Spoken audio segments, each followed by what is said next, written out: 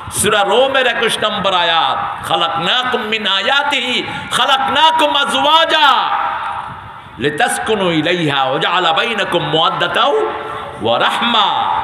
তোমাদের মধ্যে জোড়ায় জোড়ায় তোমাদেরকে সৃষ্টি করেছে, এটা আল্লাহর নিদর্শন। কার নিদর্শন?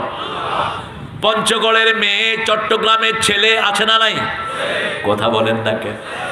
ছেলে কি কয় মেয়ে বুঝে না, মেয়ে কি কয় ছেলে বুঝে না, কিছুদিন পরে ঠিকই বুঝে।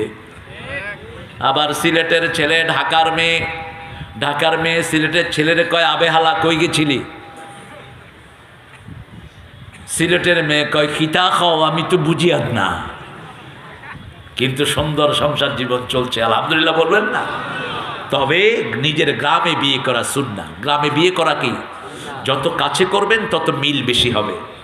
3 মাইল দূরে দূরে মানুষের ভাষা চেঞ্জ হয়, রুচি চেঞ্জ হয়ে যায়। এই জন্য যত দূরে করবেন দূরত্ব তত থাকবে, যত কাছে করবেন তত বেশি মিল হবে। রাসূল নিজের গ্রামে বিয়ে করেছেন মা খাদিজাতুল কুবরা রাদিয়াল্লাহু আনহাকে।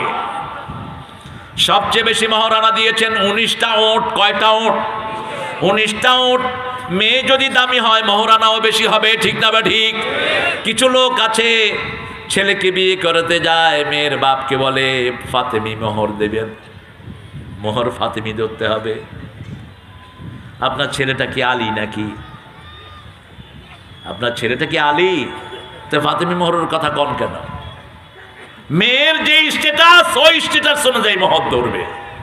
কুফু ওমর ফারুক একবার খুতবায় বসে বললেন রাদিয়াল্লাহু আনহু, তোমরা মহারানা কম ধরো। এক মহিলা বললেন, এই ওমর, আল্লাহ বললেন কিনতার, অজস্র সম্পত্তি তোমার যদি থাকে তুমি মহারানা দাও, তুমি কমাও কেন? ওমর সাথে সাথে বললেন, আখতা ওমর আসাবা ইমরা, ওমর ভুল করেছে, এই মহিলা সহি।